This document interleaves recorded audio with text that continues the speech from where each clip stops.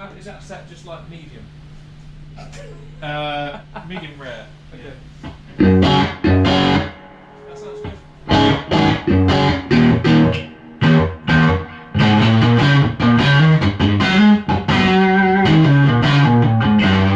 Hello everyone, and welcome back to another episode of Rift Amps.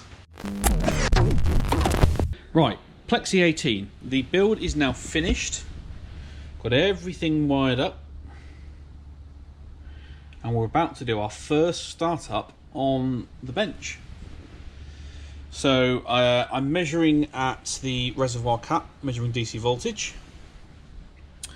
I've got the on-off switch and the on-off switch and standby in the play position. Got a bulb in so I know when it's on, and we're about to inject a sine wave. All the valves are installed, dummy load connected, 8 ohms.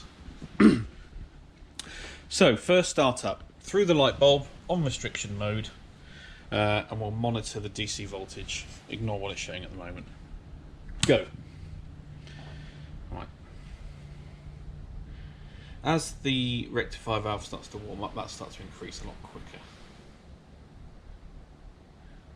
Here it comes. Good. So our rectifier circuit is good and it's starting to output DC voltage. I expect that to settle around 250 volts, I would have thought. Normally in restriction mode we pull around 35 to 40 watts out the wall. That's good there. Bulb is indicating a little bit of current draw, which is as we expect. There you go, we've come up to 244 volts DC. So there is now voltage in the circuit. So before I give it the full beans, what tests can we do to make sure that the amplifier is going to work as we want it to? I've already checked all the grounds, make sure they're okay, but all I need to do is I can just go through and just check that there's voltage where I expect there to be voltage, and if there's not, we need to investigate why. Yep.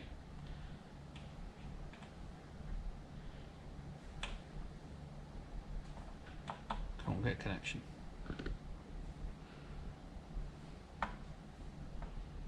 There we go. So that's one thing we can do. Right, so I'm happy with that. Measure back on our test point. So it's settled at 246 volts in restriction mode. Now, I know some of you will be thinking, normally with an 18 watt style out, you'll be running an EZ81 rectifier, but no, we run a GZ34 in these. So our voltages are slightly high. It helps us get closer to that 18 watts that we want, of clean power, rather than the 12 to 15 watts that you usually get in these amps. Long story. Right, so, okay. All controls at 0.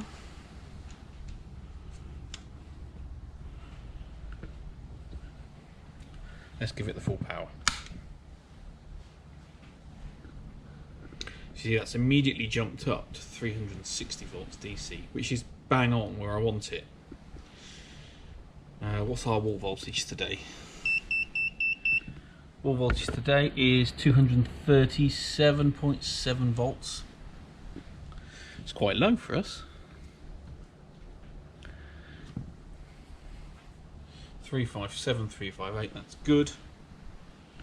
Again, we'll just go through, check we've got roughly the right voltages that we want.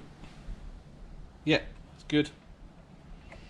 Okay, we're currently on our load, so if I go to speaker, I should be listening out for any unusual noises. Nope. So now we've got the test cab and the amp running through there. I can hear the background noise. That's great. Back to our load. So we're going to inject a, as usual, 150 millivolt 1 kilohertz sine wave into the front of the amp. And as I advance the control, we should see a signal on the scope. That's just the meter turning off. Beautiful sine wave, look. And as we bring it up, so it's starting to clip there. We're starting to get a little bit of crossover distortion. So we'll just back that down a bit. What a wonderful sine wave. Look at that. So there you go, amp is working. Amp is passing signal. I can tweak the controls to see if they affect what the scope shows us. It does. Yeah. Good.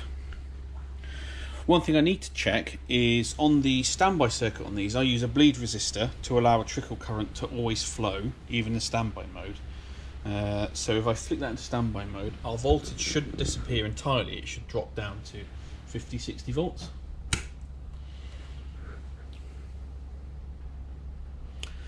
Or even better, 31-32.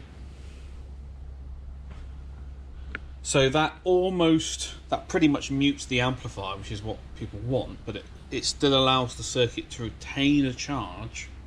So when you flick it back to full power mode, there's no strain put on the rectifier valve. Ready?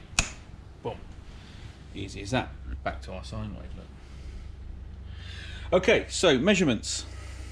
No signal passing through.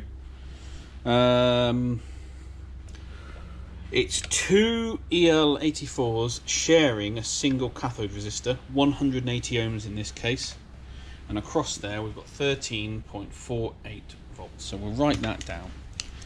So we can say voltage at the cathode 13. What did I say? 48? Right, come up a bit now. 13.53. 13.53, and that's for both valves. Right, I need to check anode voltages each side. 1, 2, V4 is 347.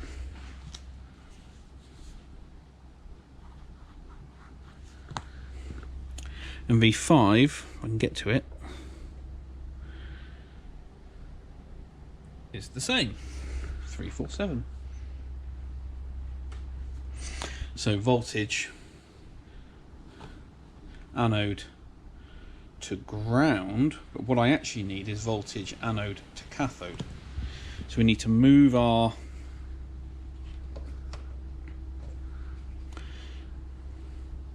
you always measure your anode voltage reference to the cathode. Now sometimes the cathode's grounded, which is why you can do it to ground. Other times you need to do it to the cathode itself. So let's retake those measurements. V5 is 333, V4 333. So you can see if I use these numbers to calculate my bias, I've got a 14 volt difference there. There you go. Which would mess up our readings.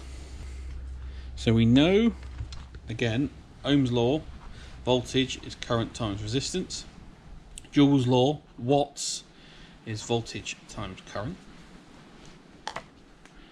So what are we looking for then? First thing we need to know is the cathode current. The cathode current will be voltage divided by resistance. So we've got 13.53 divided by 180 ohms gives us 75.16 milliamps flowing through that resistor, which is shared by both valves. There's two valves, so we divide that by 2, gives us 37.58 milliamps per valve. Happy with that? Then we can times that by our anode to cathode voltage, 333, gives us 12.51 watts. Okay, so the ones we're using are the TAD EL84 red bases, the new ones. I really like the sound of these. But if we go to Documents, we're going to get the data sheet, and that'll load up, and then we should be able to find our maximum. Look at that, plate dissipation,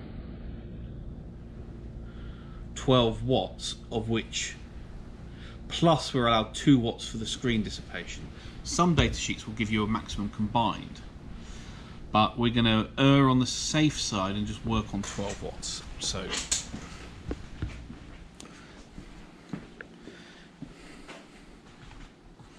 and we're currently at 12.51, so we know we're going to be over. Divide by 12 gives us 104.25%.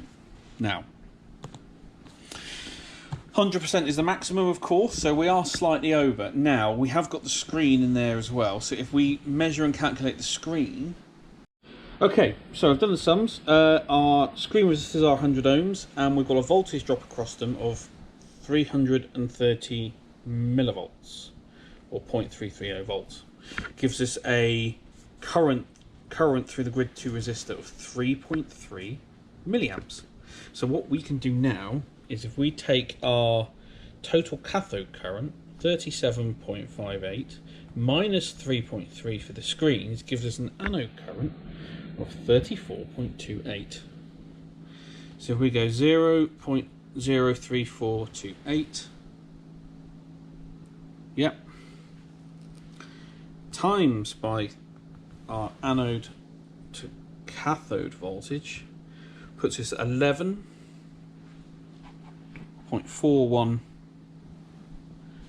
watts, divided by 12, puts us at 95.12%. That's less than our 100. We are perfect. We are good to go. How easy is that? All it takes is a bit of Ohm's law, a bit of measurements. People would worry about that, but actually our anode is below 100%, which, and the data sheet says that's okay.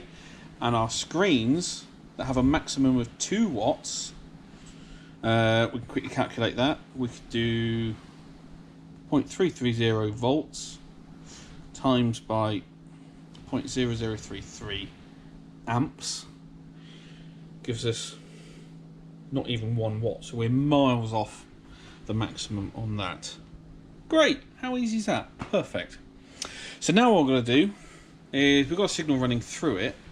We're going to connect up our looper pedal, and we're going to run a signal through it and see how it sounds. Okay, so we've got a looper pedal selected,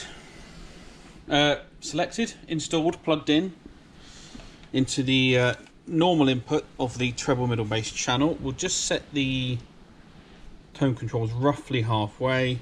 That's our volume. That's our volume, sorry.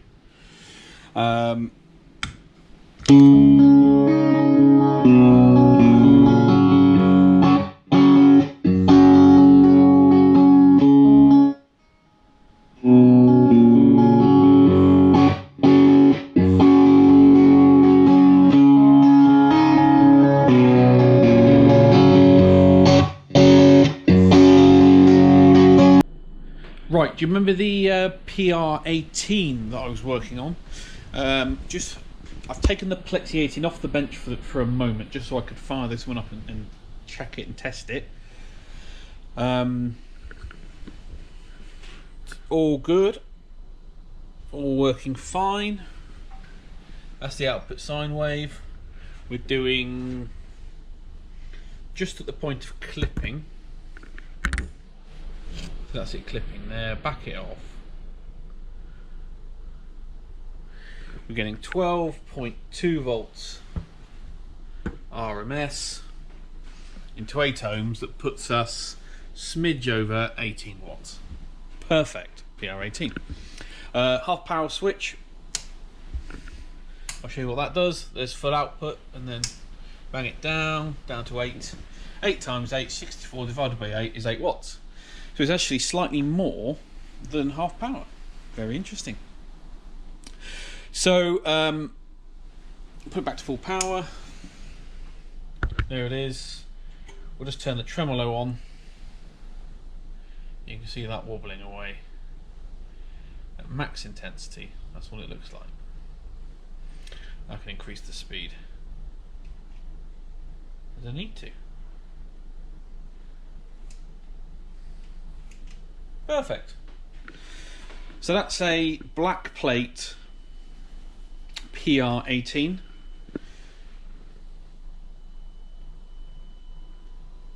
Pretty much done.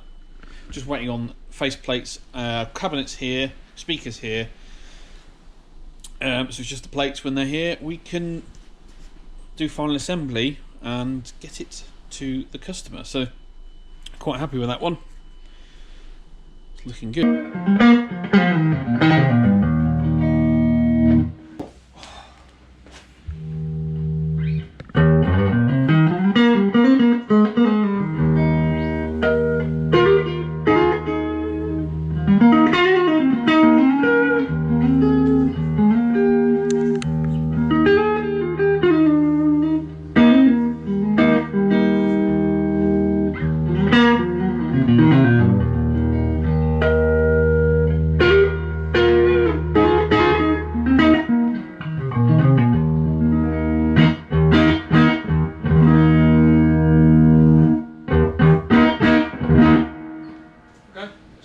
Cool.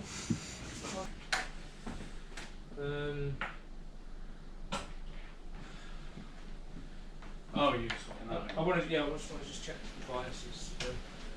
Yeah, we'll do that now. Sweet spot. Look at my bias. Let's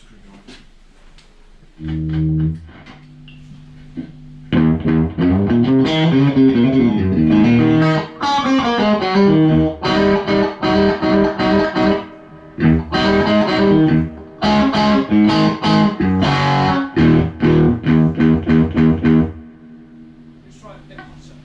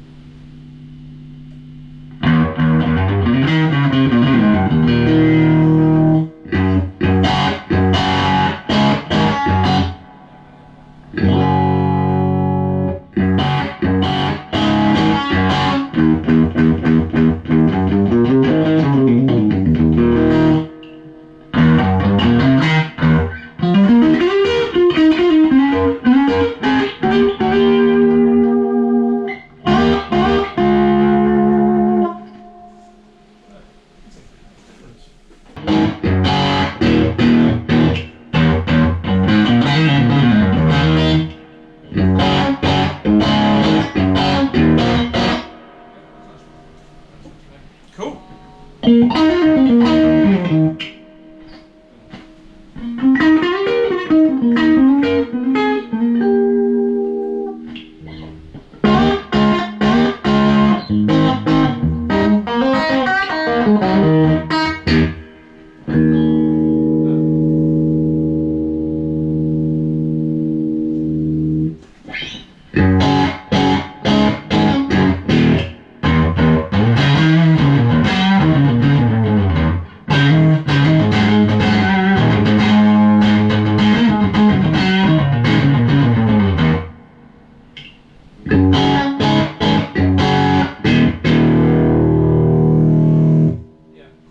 So I noticed that if you have this, so the way I run it, if you have it here, this is about where it was. Listen to the low end.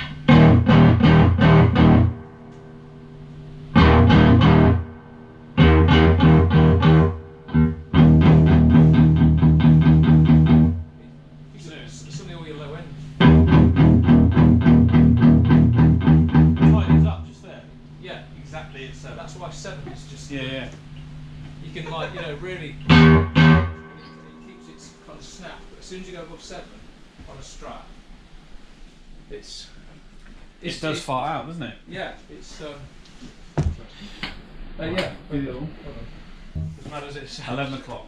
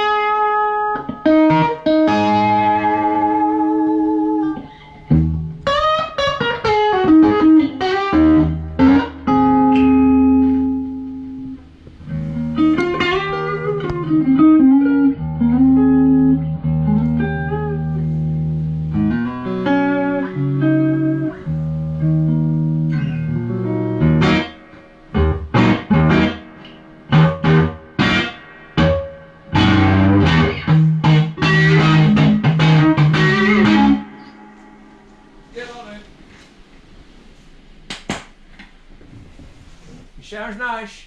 You happy with that? Sounds sweet. Excellent.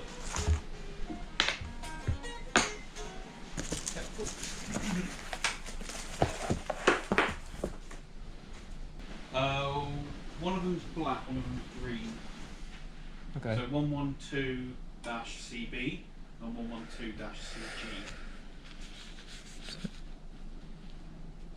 112-CG. 112-C. Charlie Bravo. The other one's Charlie Golf. Date. What date is it? 29th of March.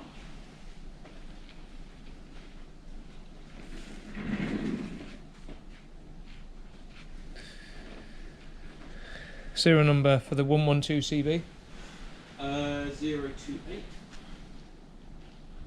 and 029 for the other.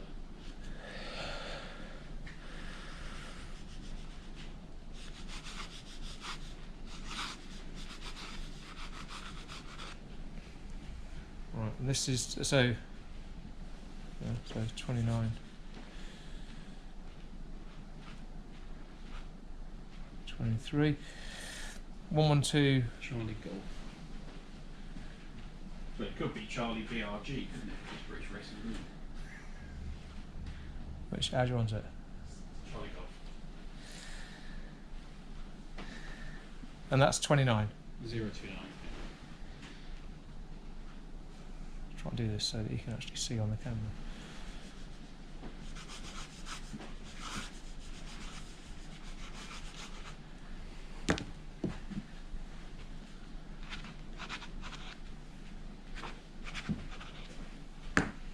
You have to speed that bit up to 2 pages.